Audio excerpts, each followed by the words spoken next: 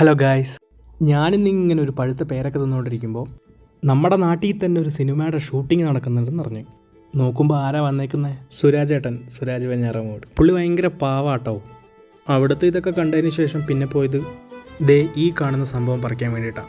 ഇതിൻ്റെ പേരറിയാവുന്നവരൊന്ന് കമൻ്റ് ഇട്ടേക്കണേ.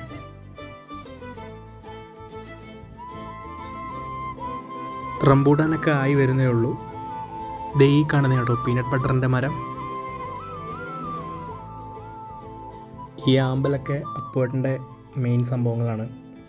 ഈ മാങ്ങ പഴുത്തുണ്ടെന്ന് പറഞ്ഞിട്ട് മാങ്ങ പറിച്ചു തരാണ് കേട്ടോ.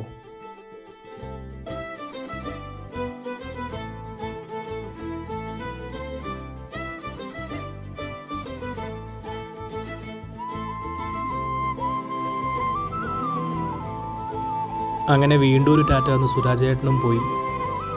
അപ്പോൾ ഇത്രയേ ഉള്ളൂ. അടുത്തൊരു വീഡിയോയുടെ വീണ്ടും കാണാം. Bye bye.